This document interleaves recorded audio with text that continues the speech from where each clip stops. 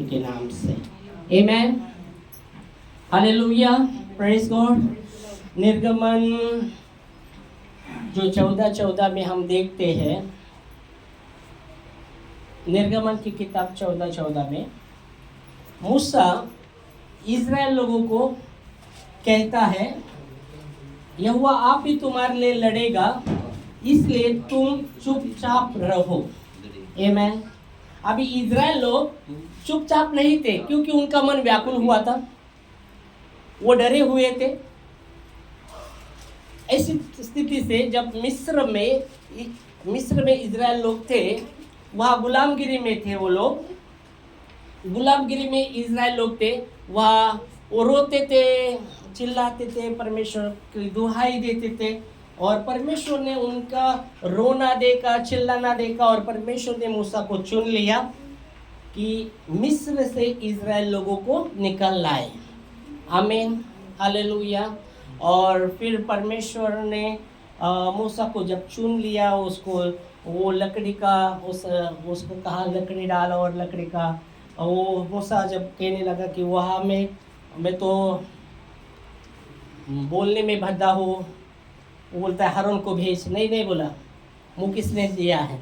और फिर बाद में परमेश्वर कहता है, वो मूसा कहता है कि अगर हारून, खास करके हारून ने फिरौन जब चिन्ह मांगेगा, परमेश्वर ने तुझे भेजा है, तो क्या चिन्ह रहेगा। तो परमेश्वर कहता है तेरे हाथ में क्या है, लकड़ी, उसको डाल नीचे। जैसा डाला उसका बड़ा सांप बन गया, और अभी उठा, पूछ से उठाया, फिर से लकड़ी बन गया। ये चिन्ह रहेगा, बोला परमेश्वर, जा। और जब वो मूसा मिस्र में जब गया, तो हारून मिस्र में गया, तो फिर उनसे बात किया कि परमेश्वर ने मुझे भेजा है। तो परमेश्वर ने कहा था मूसा को, मैं उसके हृदय को कठोर भी करूँगा, और उसके हृदय को मुलायम भी करूँगा, और फिर से कठोर भी करूँगा, कि वो तेरे पीछे लगे। ओके, और तू देखेगा परमेश्वर के ओर से, परमेश्वर की महिमा को तू देखेगा, लोग देखेंगे। हालेलुया। जब वहाँ वो गया, और जब उसने कहा कि परमेश्वर ने मुझे भेजा है, तो फिर उन कहता क्या चिन्ह तू देता है कि परमेश्वर ने तुझे भेजा। तो वो लकड़ी डालता है, वो बड़ा सांप बनता है। तो फिर हंसने लगता है, वो भी अपने वो राज्य के तंत्र मंत्र करने वालों को बुलाता है, वो भी अपने लकड़ी का तंत्र मंत्र से उसको भी, उन्होंने भी सांप बनाए, बहुत से सांप बने। पर मूसा का जो सांप था, जो भी तंत्र मंत्र करने वाले के जो भी सांप थे, उनको सबको निगल गया, और वही अकेला रह गया। और फिर बाद में हम देखते परमेश्वर फिर और बहुत से समझौता करने को बोलता है, तुम इधर ही परमेश्वर की आराधना करो। पर मूसा समझौता नहीं करता, कुछ ही बातों में समझौता नहीं करता, जो भी परमेश्वर ने कहा वैसे मुझे करना। और ऐसा करते हुए परमेश्वर फिरौन के हृदय को मुलायम करता है, ठीक है, लेके जा, इज़राइल लोगों को लेके जा। और जैसा लेके चल रहा है, तो फिर परमेश्वर फिरौन के हृदय को कठोर करता है, और उसके पीछे लगता है। फिरौन और उसकी सेना इज़राइल के पीछे लगती है, और ऐसे पीछे लगती है मारने के विषय में। और ये जैसे वो चल रहे थे, आगे लाल समुद्र, आगे लाल समुद्र, पीछे फिरौन और उसका सेना मारने के लिए। तो ये व्याकुल होते, ये लोग व्याकुल होते, डर जाते, और कहने लगते मूसा को, अरे हम उधर ही तो अच्छे थे, मिस्र में थे, वो अच्छे थे, इधर के हमको मरने लायक, आगे लाल समुद्र है, पीछे फिरौन उसकी सेना मारने के लिए, अभी क्या करें। पर परमेश्वर ने पहला ही उपाय किया रहता है, मूसा को बोला रहता है। तो जब वो पीछे लगे फिरौन और उसकी सेना, जब इन्होंने इज़राइल लोगों ने देखा आगे लाल समुद्र और पीछे वो लोग आ रहे, ये डर गए, इनका मन व्याकुल हुआ, इनका मन व्याकुल होने लगा, और वो डर गए। तो मूसा कहता है, डरो मत, आज तुम डरो मत, आज तुम खड़े खड़े परमेश्वर के ओर से उद्धार का काम देखोगे जो तुम्हारे लिए। आमीन, हालेलुया। और इसलिए वहाँ कहता है, यहोवा आप ही तुम्हारे लिए लड़ेगा, इसलिए तुम चुपचाप रहो। Praise God, hallelujah. अगर आप घर जाके अगर पढ़ते वचन, निर्गमन 14वां अध्याय 1 से 14, अगर फास्ट पढ़ सकते तो जल्दी पढ़ सकते, चलो निर्गमन हाँ निर्गमन परमेश्वर तुम्हासाठी लढेल, हाँ तुम्ही शांत रहा. नहीं, एक से पढ़ो एक से। यहोवा ने मूसा से कहा, यहोवा ने मूसा से कहा इस्राएल को आज्ञा दे इज़राइल को आज्ञा दे कि वे लौटकर हाँ मिग्दोल और समुद्र के बीच हाँ बिहारी के सम्मुख हाँ बाल सपोन के सामने हम्म अपने डेरे खड़े करें। हाँ उसी के सामने समुद्र के तट पर हम्म डेरे खड़े करे। हाँ। तब फिरौन इस्राएल के विषय में सोचेगा, हाँ वे देश की उलझन में फंसे हैं हाँ और जंगल में घिर गए। गिर गए। तब फिरौन ने मन को कठोर कठोर कर दूंगा फिरो के मन को कठोर कर लूंगा और वह उनका पीछा करेगा। वो उसका पीछा वो फिरौन उसका पीछा करेगा। तब फिरौन और उसकी सारी सेना के द्वारा मेरी महिमा होगी। ओ फिरौन हाँ किसकी द्वारा फिरौन और उसकी सारी सेना हाँ उसके द्वारा मेरी महिमा होगी आगे और मिस्री जान लेंगे कि मैं यहोवा हूँ। मिस्री जानेगी कि मैं यहोवा हूँ। और उन्होंने वैसा ही किया। उन्होंने वैसा ही किया। जब मिस्र के राजा को यह समाचार मिला हाँ कि वे लोग भाग गए, वो लोग भाग गए। तो फिरौन और उसके कर्मचारियों का मन उनके विरुद्ध पलट गया। हाँ उनके मन कठोर हुए और पलट गया। हाँ और वे कहने लगे, वो कहने लगे हमने क्या किया कि इस्राएल को अपनी दासता से छुटकारा देकर जाने दिया। हाँ फिर तब उसने अपना रथ जुटवाया और अपनी सेना को संग लिया। उसने 600 अच्छे से अच्छे रथ वरन मिस्र के रथ लिए और उन सबों पर सरदार को बैठाए। हाँ और यहोवा ने मिस्र के राजा फिरौन के मन को कठोर कर दिया। परमेश्वर यहोवा ने फिरौन के राजा फिरो जो राजा है मिस्र का उसके मन को कठोर किया। किसने कठोर किया या परमेश्वर यहोवा ने उसके मन को कठोर किया। आगे इसलिए उसने इस्राएल का पीछा किया। ओ जब उसके मन को परमेश्वर ने कठोर किया तो वो अभी क्या कर रहा है पीछा कर रहा है। किसका इज़राइल लोगों का पीछा कर रहा है फिरौन और उसकी सेना। आगे परंतु इस्राएल बेग टके निकले चले जाते हैं। हाँ और फिरौन के सब घोड़ों और रथों हाँ और सवारों समेत मिस्री सेना उनका पीछा करके उनके पास जो हाँ बिहारों के पास बाल सपोन के सामने समुद्र के तट पर डेरे डाले थे हाँ। जा पहुंची। आप पूछे आगे। जब फिरौन निकट आया हाँ तब इस्राएल ने आंखें उठाकर क्या देखा कि मिस्री हमारा पीछा किए चले आ रहे हैं। हाँ और इस्राएल अत्यंत डर गए अत्यंत डर गए वो इज़राइल लोग और चिल्लाकर यहोवा की दोहाई दी। ओ जब वो डर गए तो परमेश्वर की दुहाई देने लगे यहोवा की दुहाई देने लगे। और वे मूसा से कहने लगे और वो दुहाई भी दे रहे और फिर मूसा से भी कह रहे। देखो डर गए वो चिल्लाने लगे दुहाई देने लगे परमेश्वर से और फिर मूसा से कहने लगे। क्या कहने लगे क्या मिस्र में कब्रें न थी? हाँ क्या मिस्र में कब्रें न थी हाँ जो तूने हमको वहां मरने के लिए जंगल में लाया है? हाँ इधर क्यों लाया मरने के लिए लाया है क्या। देखो वो क्या पहले डर गए परमेश्वर की दुहाई भी दे रहे और मूसा से कहने लगे कि तूने यहाँ हमको जंगल में मरने के लिए लाया है क्या। फिर आगे तूने हमसे ये क्या किया कि हाँ। हम मिस्र को निकाल लाया? हाँ तुमने हाँ तूने ऐसा क्या किया कि हमें मिस्र से। अभी पहले वो जब मिस्र में थे तो रोते थे वो चिल्लाते थे। परमेश्वर ने उनका रोना देखा चिल्लाना देखा। परमेश्वर ने उनको छुड़ाने के लिए मूसा को चुन लिया। अभी छुड़ा कर लेके आया। अभी वो क्या करने लगे कुड़कुड़े हम वो क्यों लाया उधर ही अच्छे थे। बहुत बार ऐसे लोग देखो प्रभु में आते हैं बहुत से बाद में कुछ लोग ऐसे बता रहे हमारे पहले पुराने दिन अच्छे थे इधर आए तो क्या होगा ये बना वो बना। पहले पुराने दिन कोई रोक टोक नहीं। तो यहाँ भी वैसे ही हो रहा है। हम उधर ही थे तो अच्छे थे। फिर आगे क्या हम तुझसे मिस्री में यही बात न कहते रहे हाँ। कि हमें रहने दे हमें रहने। हाँ फिर कि हम मिस्रियों की सेवा करें? मिस्र की सेवा गुलामगिरी में रहे उसे उधर रहे उसकी सेवा करे। फिर आगे हमारे लिए जंगल में मरने की अपेक्षा मिस्रियों की सेवा करना अच्छा था। हाँ इधर आप मरने से अच्छा था उधर ही गुलामगिरी में रहे सेवा करे उनकी। ओके फिर आगे मूसा ने लोगों से कहा मूसा ने लोगों से कहा डरो मत। Praise God. मूसा ने इज़राइल लोगों से कहा डरो मत। Praise God hallelujah. डरो मत। यीशु मसीह में भी बहुत जगह अपने चेलों को कहा डरो मत। परमेश्वर कहता है डरो मत। यहाँ भी मूसा कहता है इजराइल को डरो मत, फिर आगे खड़े खड़े वह उद्धार का काम देखो। डरो मत और खड़े खड़े परमेश्वर की ओर से उद्धार का काम देखो। आमेन। जो यहोवा आज तुम्हारे लिए करेगा। जो यहोवा आज तुम्हारे लिए करेगा। आमेन, हालेलुया।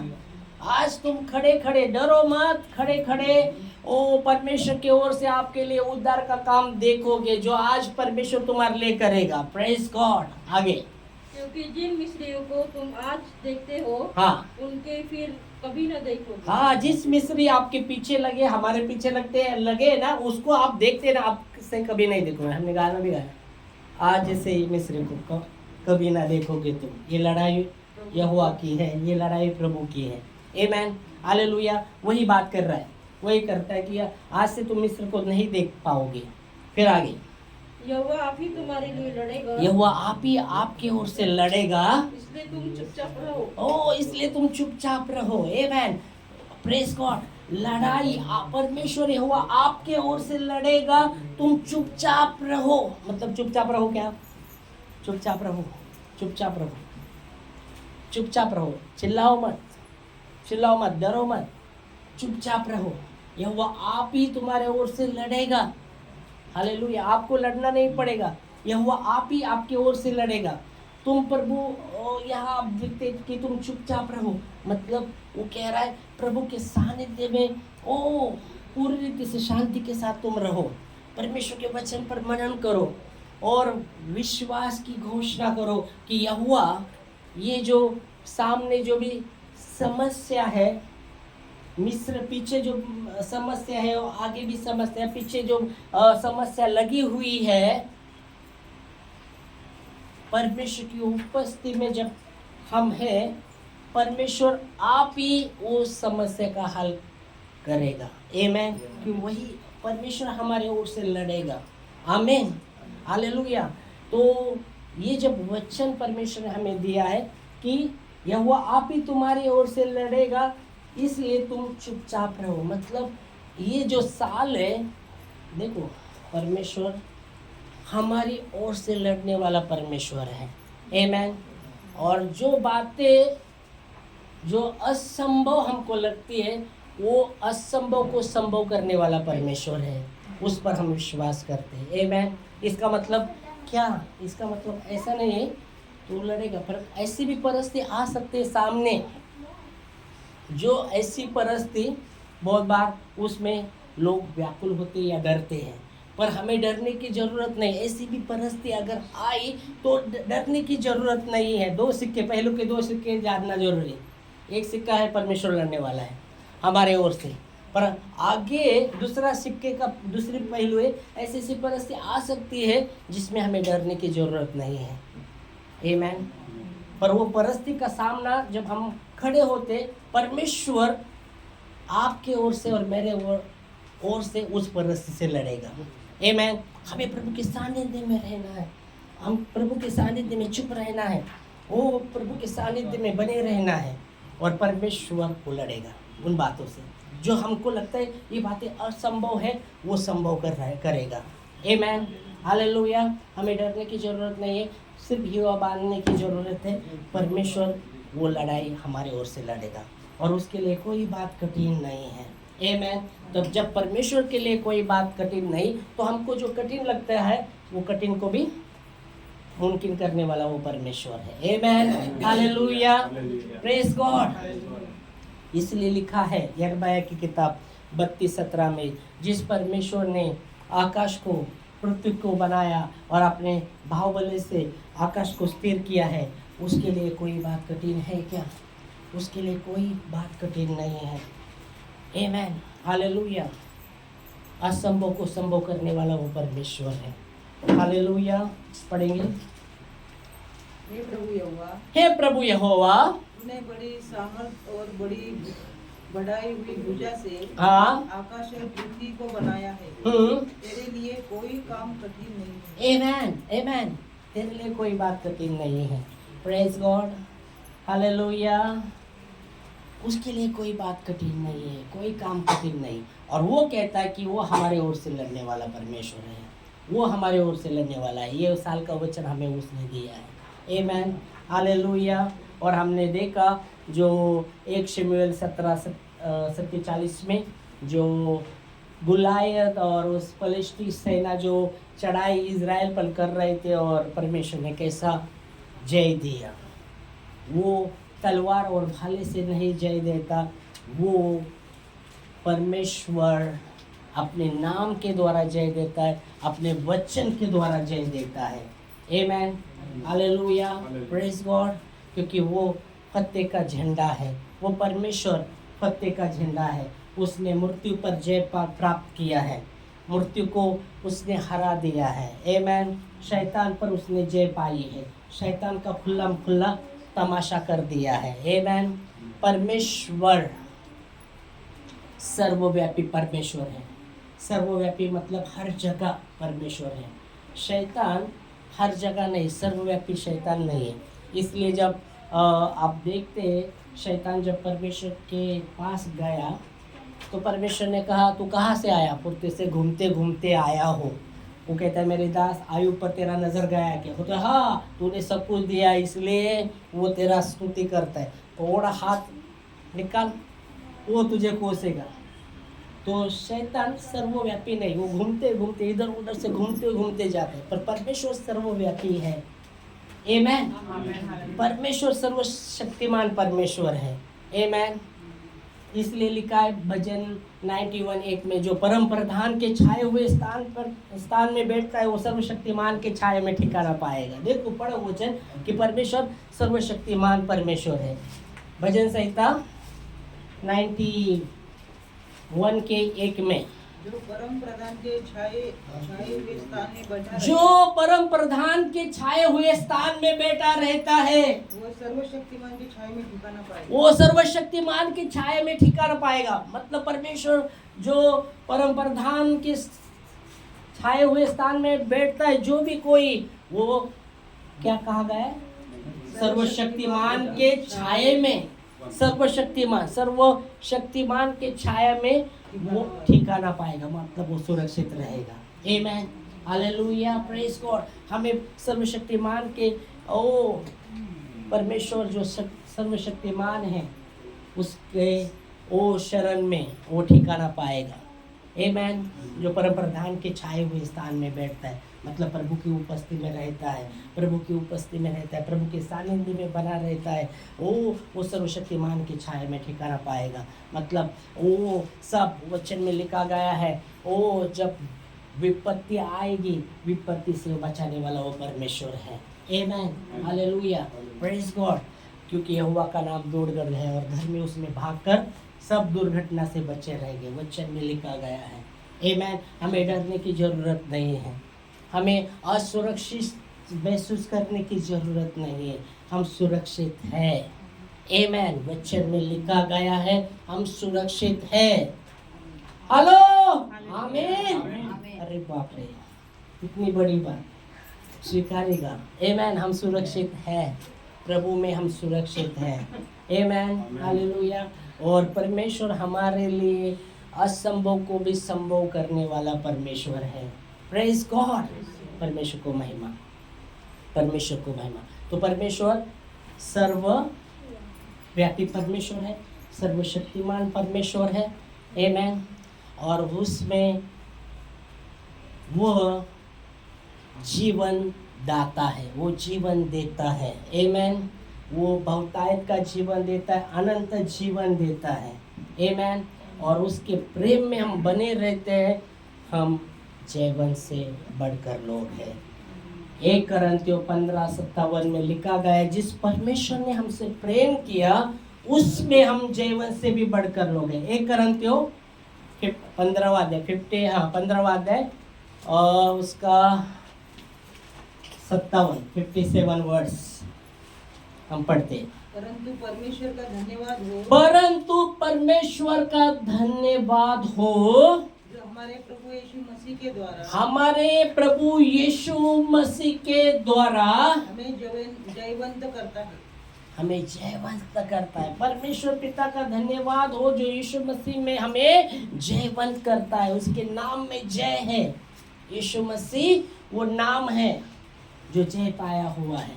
और पिता का धन्यवाद हो, यीशु मसीह में हमें क्या करता है, वो जीवन करता है। आमेन, हालेलुया, प्रेज गॉड। यीशु मसीह में हमें जीवन करता है। यीशु मसीह में बाइबल कहता है, परमेश्वर का वचन, यीशु मसीह में आपके और मेरे गुनाह का हमें क्षमा दिया है। आमेन। इसलिए इफिसियों में लिखा गया है, इफिसियों में लिखा गया है कि एक दूसरे पर करुणामय दयालु बनो, और जैसा मसीह ने तुम्हें क्षमा किया है, यीशु मसीह ने, पिता ने हमें क्षमा किया, हम भी एक दूसरे को क्षमा करें। इफिसियों उसका 4 अध्याय और 32 वचन, 4 अध्याय 25 है क्या, पढ़ो। एक दूसरे पर कृपालु, एक दूसरे पर, इफिसियों 4 अध्याय 32 वचन, एक दूसरे पर कृपालु और करुणामय हो। क्या बोल रहा है वचन, एक दूसरे पर कृपालु और करुणामय हो। आमेन।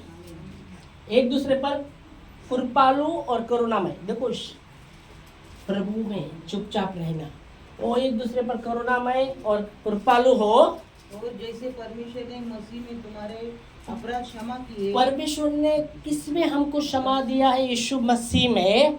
हाँ, वैसे ही तुम भी एक दूसरे के अपराध को क्षमा करो। एक दूसरे के अपराध को क्षमा करो। आमेन, हालेलुया। क्षमा, दया, ये परमेश्वर की ओर से है। Hallelujah, praise God, hallelujah, praise God. और परमेश्वर जो बोला जीवन है, परमेश्वर अनंत जीवन देता है, बहुतायत का जीवन देता है।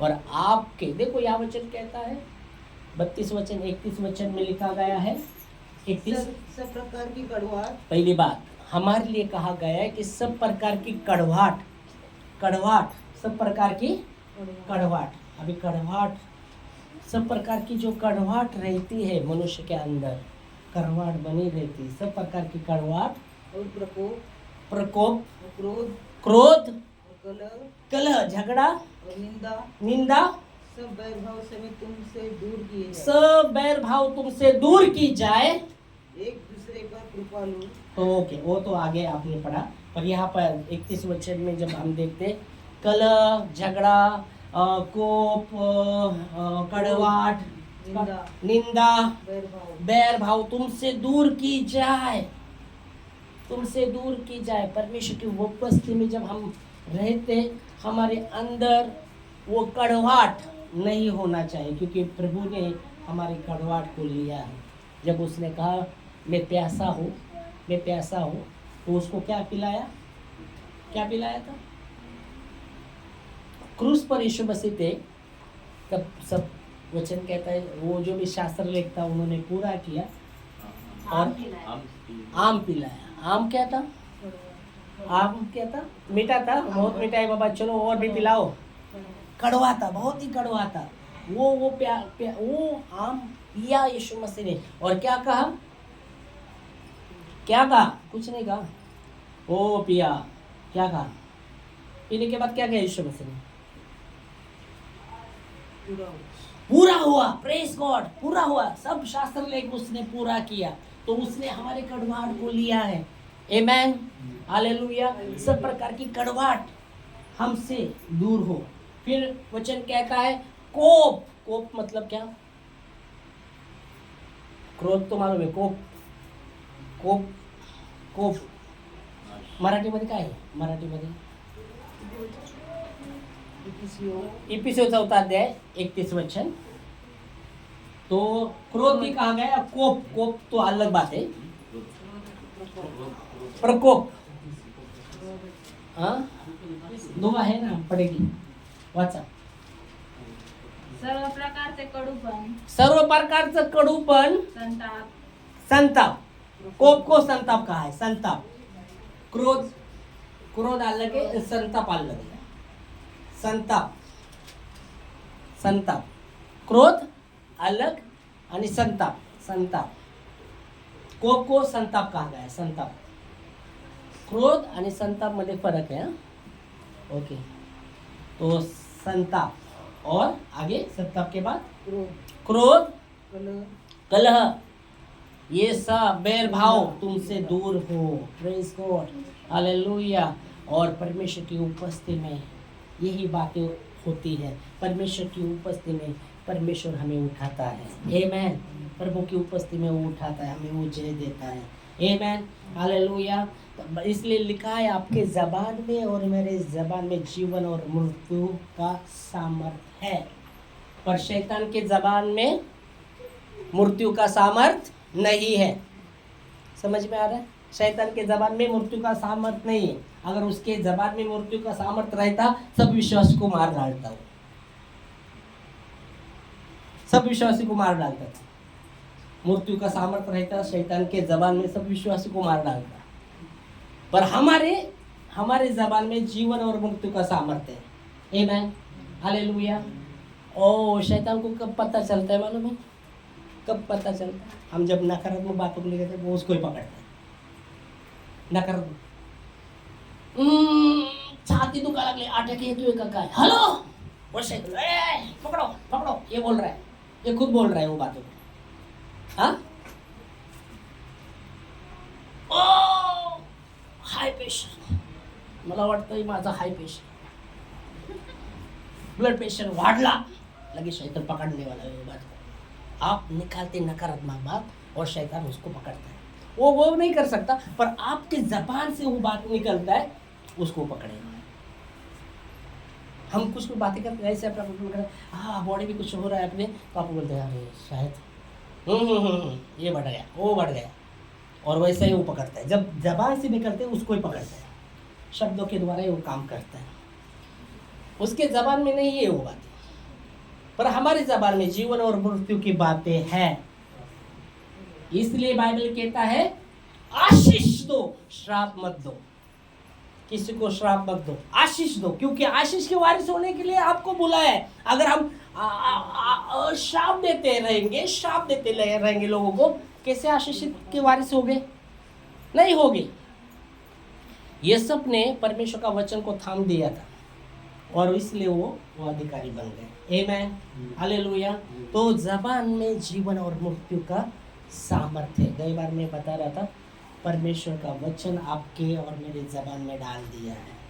आमेन, हालेलुया। जब परमेश्वर का, गुरुवार को बता रहा था, अगर परमेश्वर का वचन आपके ज़बान में है तो आप चुप नहीं रहेंगे, परमेश्वर का गुणगान करते रहेंगे, प्रभु की स्तुति करते रहेंगे। जैसा दावीद ने कहा, मेरा कटोरा उमड़ रहा है, मेरा कटोरा उमड़ रहा है। जो उमड़ता है ना, उसे कोई दबा की भी कोशिश करेगा, वो दबने वाला नहीं, उमड़ता रहेगा, फ्लो होता है वो। आमेन। और दावीद कहते हैं मेरा कटोरा उमड़ रहा है, मतलब कटोरा वो कटोरा नहीं, जीवन का कटोरे के विषय में बात कर रहे हैं। इसलिए जब वो जंगल में भेड़ बकरियों को चराने को जाता था, फिर भी प्रभु का गुणगान करता था, वो प्रभु का आराधना करता था। कटोरा उमड़ना बहुत ही जरूरी है। आमेन।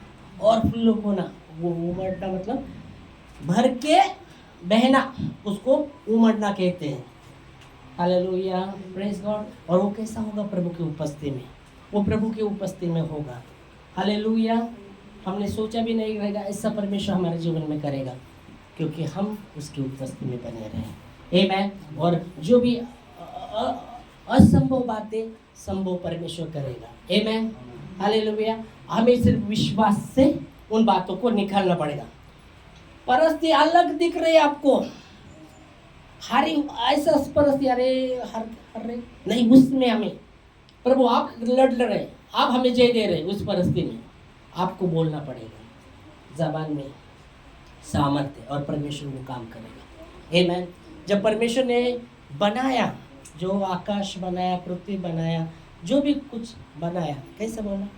शब्द के द्वारा, शब्द निकाला, आकाश हो, आकाश हुआ, पृथ्वी हो, पृथ्वी हुआ, सब कुछ शब्द के द्वारा बनाया। सिर्फ मनुष्य को ही अपनी समानता में परमेश्वर ने बनाया, उसके स्वरूप में बनाया। आमेन, हालेलुया।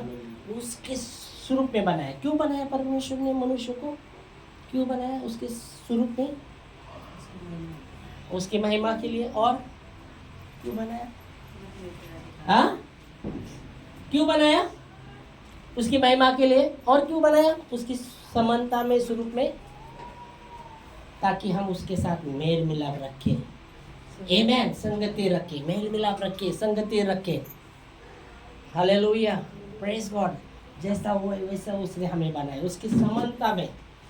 आमेन, हालेलुया, प्रेज गॉड। इसलिए प्रभु की उपस्थिति में बने रहे। आमेन। और ये साल जो परमेश्वर ने दिया है अद्भुत रीति से वो कार्य करेगा। आमेन। किसको, मेरे को एक फ़ोन आया और फ़ोन में जब हमने बात किया, नए साल की बधाई दिया उसको, और बोला पास्टर जी ये साल कैसा होगा। उसने बोला, बुजुर्ग व्यक्ति, कैसा होगा पास्टर जी बोलो। मैं बोला अच्छा होगा। बोला है किसी उसको अच्छा रहेगा, किसी को अच्छा नहीं रहेगा। अब बोलो क्या, कैसा कैसा। बोलो मेरे को वचन दिया है परमेश्वर ने वचन दिया है। परमेश्वर आप हमारे ओर से लड़ेगा, तुम चुपचाप रहो। तो चुप ही रह गया, वो कुछ बोल नहीं पाया। Hallelujah, praise God, hallelujah. परमेश्वर हमारे ओर से लड़ेगा। आमेन। तो धन्यवाद देंगे। इस समय प्रभु भोज में भी हम भाग लेंगे, अपने हृदय की तैयारी करेंगे और वही लोग उसमें भाग लेना जिन्होंने उद्धार कर